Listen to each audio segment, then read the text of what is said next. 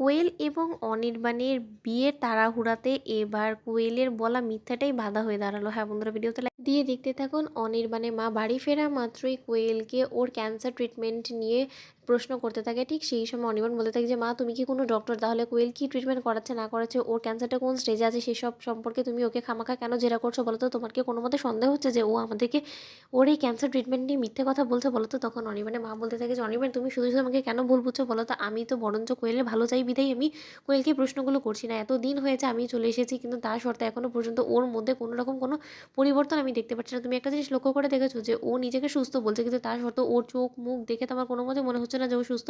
আমার কেন জানি না মনে হচ্ছে যে এই খরচটা ব্যয়বহুল বিধায় ও আমাদের কাছ থেকে কিছু লুকিয়ে যাওয়ার চেষ্টা করছে, যেটা হয়তো বা আমাদের জানলে আমরা ওকে ট্রিটমেন্টের দিকে আরও বেশি প্রেশারাইজ করবো বিধায় ও আমাদের কাছ থেকে লুকিয়ে যাওয়ার চেষ্টা করছে। অনির্বাণ তুমি এই বিষয়টার দিকে একটু কনসেন্ট্রেট করো, তাহলে নিশ্চয়ই তুমিও বুঝতে পারবে যে ও দিনে দিনে ভুলে যাচ্ছে। তাই ওকে বাঁচাতে হলে আমাদেরকে নিজেদের থেকে একটা স্টেপ নিতে হবে। তখন কোয়েল বলতে থাকে সর্বনাশ করেছে এই বুড়িটা, আবার আমাকে সুস্থ করার জন্য উঠে পড়ে কেন লাগলো? এখন যদি অনির্বাণ আমার এই ক্যান্সার ট্রিটমেন্ট করাতে গিয়ে উঠে পড়ে লাগে, তাহলে তো ও অবশ্যই ডক্টরের কাছে গিয়ে সব কিছু শুনে ফেলবে। আর যদি একবার ও জানতে পেরে যায় যে আমার ভেতরে ক্যান্সার বাসা বাঁধেনি, তাহলে তার রক্ষে থাকবে না, তাহলে তো আমার বিয়েটাই হবে না। অন্যদিকে কথা বলা মাত্র অনির্বাণের মা বলতে থাকে যে আচ্ছা অনির্বাণ, তুমি একবার ভেবে দেখেছো যে সমাজের কাছে কোয়েলকে তুমি স্ত্রী হিসেবে স্বীকৃতি দেওয়ার জন্য তুমি যে বিয়ের সিদ্ধান্ত নিতে চাইছো, সেটা আমার মনে হয় যে যথেষ্ট পরিমাণে তাড়াহুড়ো করে ফেলছো। কারণ প্রথমে আমাদের টার্গেট হওয়া এটাই উচিত যে কী করে আমরা কোয়েলকে সুস্থ করবো। আচ্ছা কোয়েল, তোমাকে ডক্টর কোনো সার্জারির কথা বলেনি? না মানে তোমার যেই জায়গাটাতে ক্যান্সারটা ধরা পড়েছে সেখানে নিশ্চয়ই সার্জারি করে সেই জায়গাটাকে আমাদেরকে কেটে ফেলে দিতে হবে, নয়তো বা সেই জায়গাটা যতদিন পর্যন্ত তোমার শরীরের মধ্যে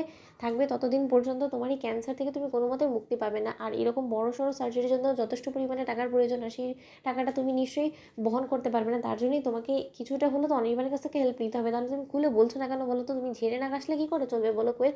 এরকম করে লুকিয়ে লুকিয়ে তুমি যদি নিজে নিজে একাই এই লড়াইটা করতে যাও, তাহলে তো আমি বলবো যে তোমাদের বিয়ে হতে অনেকটা দেরি হয়ে যাবে। তাই আমি বলছি যে আমি মা হিসেবে আমি চাই যে আমার ছেলেটা সেটেল হোক, আর আমি বেঁচে থাকতে আমার ছেলেকে সুখী হতে দেখতে চাই। তাই আমি তোমাকে হাত জোর করে অনুরোধ করছি, প্লিজ তুমি তোমার এই ট্রিটমেন্টের সকল দায়ভার আমার ছেলের হাতে তুলে দাও। তারপরে তুমি দেখো যে তুমি কত চট জলদি তুমি রিকভার করে ওঠো, আর তোমার রিকভার করে ওঠা মাত্রই আমি অনির্বাণ এবং তোমার বিয়েটা ফিক্স করে ফেলবো। তখন কোয়েল বলতে থাকে যে আন্টি, আমার রিকভার করতে করতে তো অনেকটা দেরি, ততদিনে তো অনির্বাণ এবং আমার বিয়েটা হয়ে গেলেই ভালো আমি মনে করি। অন্তত আর যাই হোক না কেন আমার মেয়েটা অন্তত একটা বাবা পাবে, ওর পিতৃ পরিচয়টা পাবে। তখন অনির্বাণের মা বলতে থাকে যে তোমার সন্তানের কথা ভেবে তো আর আমি আমার সন্তানের জীবনটাকে এরকম করে বিষিয়ে দিতে পারি না, কারণ কে বলতে পারে যে তুমি কতদিনই বা বাঁচবে? কারণ তোমার তো বাঁচার সেরকম সম্ভাবনাই নেই, কারণ ডক্টর তো বলেছে, আর সেটা তো তুমি নিজের মুখেই বলেছো, তাই না কোয়েল? তখন কোয়েল বলতে থাকে যে এই কেন মৃত্যুর অভিনয়টা আমি করতে গেলাম কিছুই বুঝলাম না। এখন সেটা ভেবে তো এই বুড়িটা আমার এবং অনির্বাণের বিয়ের মধ্যে বাধা সৃষ্টি করছে। তো বন্ধুরা, ভিডিওটি ভালো লেগে থাকলে অবশ্যই লাইক কমেন্ট শেয়ার করে সাবস্ক্রাইব করতে ভুলো না।